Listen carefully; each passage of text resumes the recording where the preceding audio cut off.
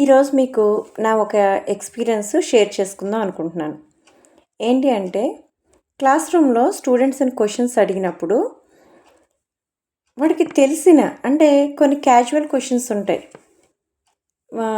ఏంటి నేను స్కూల్‌కి రాలేదు లేదా హోంవర్క్ చేయలేదు.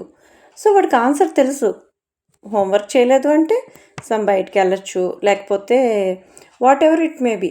ఆ రీజన్ చెప్పడానికి వాళ్ళసల మాట్లాడరు. అలాగే ఏదన్నా చిన్న విషయం ఎందుకు ఆబ్సెంట్ అయ్యావు అంటాం. జనరల్‌గా స్టూడెంట్స్ ఎందుకు ఆబ్సెంట్ అవుతూ ఉంటారు? హెల్త్ బాగోకో, లేకపోతే ఎక్కడికైనా ఊరెళ్ళడమో, ఏదైనా ఫంక్షన్‌కెళ్ళడం, ఇలా ఏదన్నా రీజన్ ఉంటుంది.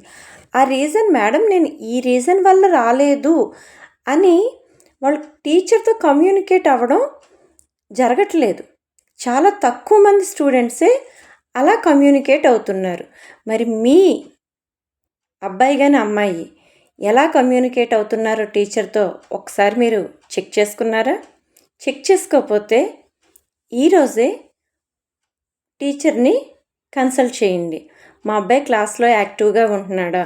మీరు అడిగిన దానికి సమాధానం చెప్తున్నాడా అని చెప్పి. ఓకేనా? సో, మీరు అలా కనుక్కొని మీ సమాధానాన్ని నాకు కామెంట్‌లో చెప్పండి. మీ Sasirekha mindset coach for teenagers.